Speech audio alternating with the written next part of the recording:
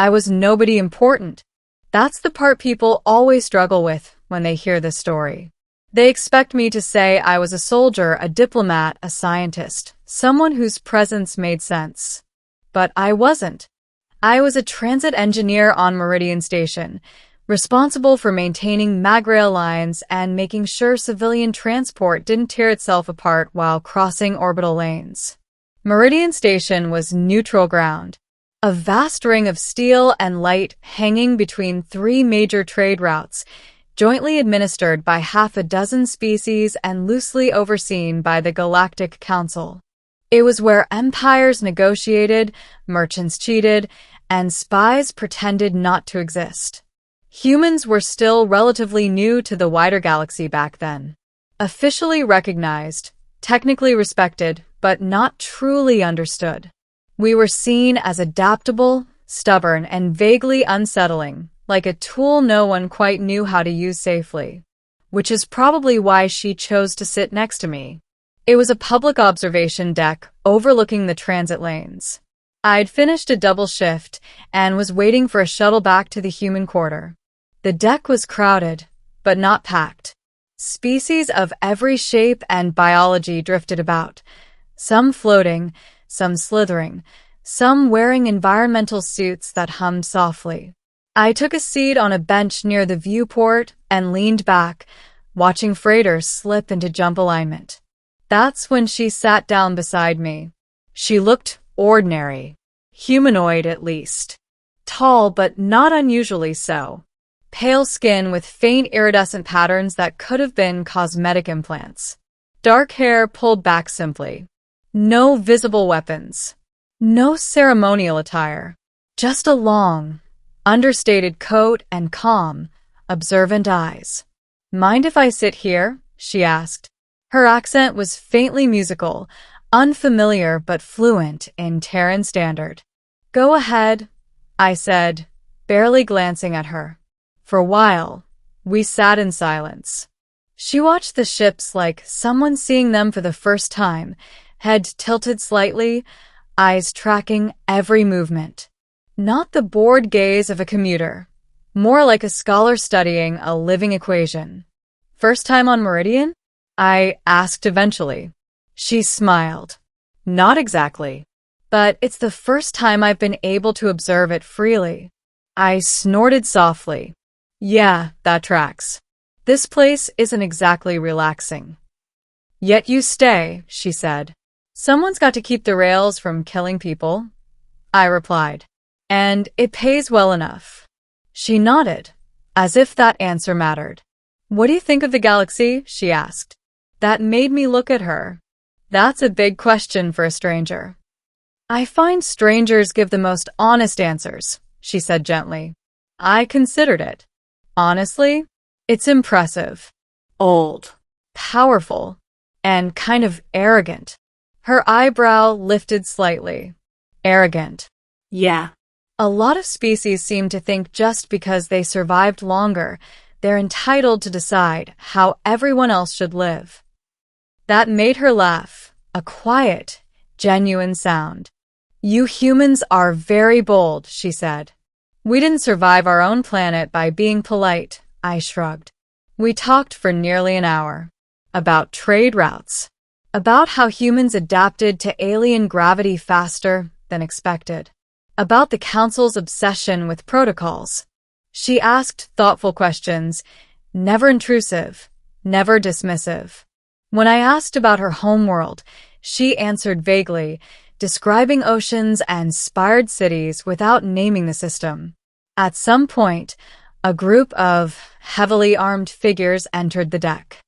They moved with disciplined precision, clearing space without saying a word. Conversations died around them. Species stepped aside instinctively. Their armor was sleek, black, and edged with faint gold luminescence, technology far beyond civilian grade. My stomach tightened. She noticed my reaction. "It's all right," she said calmly. "They won't harm anyone." The armored figures spread out, forming a subtle perimeter around the deck. Then one of them knelt, right there, in public, head bowed, fist pressed to chest. "My queen," the figure said, voice amplified just enough to carry. "We have located you. The council is in emergency session. They request your immediate presence." The observation deck fell into absolute silence. I felt the blood drain from my face. Slowly, very slowly, the woman beside me stood. The casual posture vanished, not dramatically, but completely. In its place was something immense. Not physical size, but presence.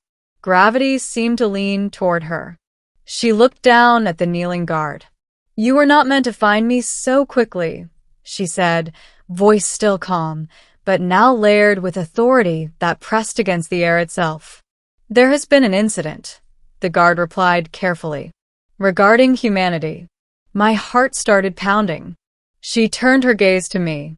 For a moment, I saw something ancient in her eyes. Curious. Measuring. Not unkind, but impossibly old. "I believe," she said softly, "that our conversation is about to become very relevant." I couldn't speak.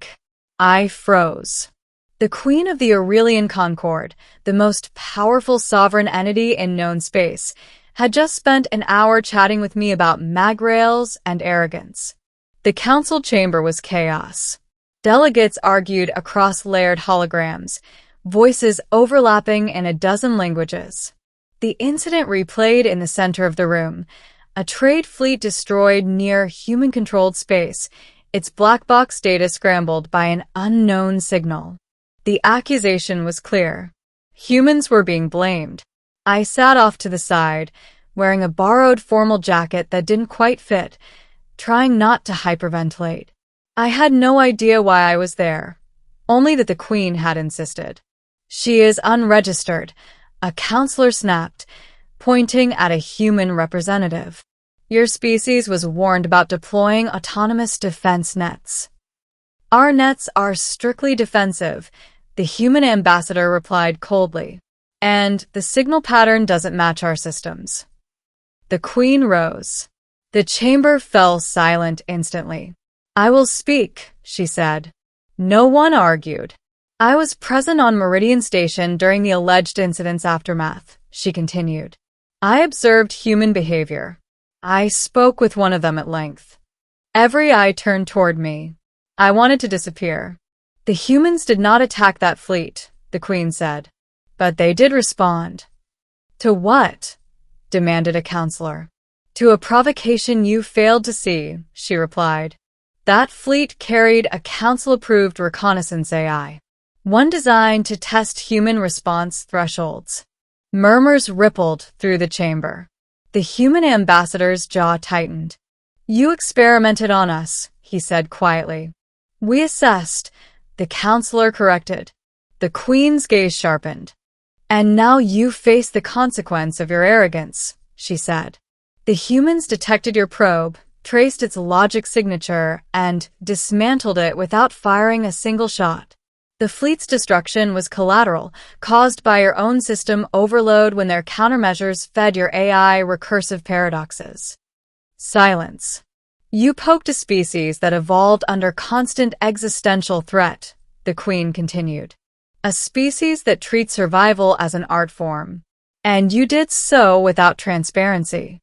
A counselor stammered, "They are unpredictable." "Yes," the Queen agreed. "That is why they are valuable." She turned slightly, addressing the chamber at large. "Humanity is not a weapon to be tested. They are not children to be corrected. They are peers, whether you like it or not." Her gaze swept the room. "And if you continue to treat them otherwise, you will force them to become what you fear." The council backed down. Official apologies were issued. Reparations negotiated. Humanity status was elevated, quietly but significantly. Access granted. Restrictions lifted. Afterward, I found myself once again sitting beside the Queen, this time on a private balcony overlooking the station. "You handled that well," she said. "I didn't do anything," I replied hoarsely. "You reminded me," she said, that power is best understood from the ground.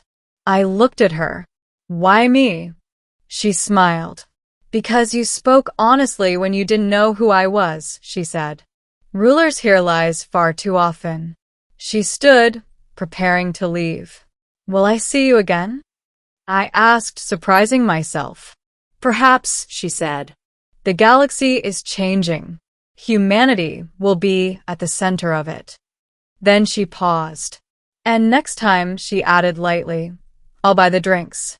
She left, surrounded by silent guards. I went back to my job the next day. Still a nobody.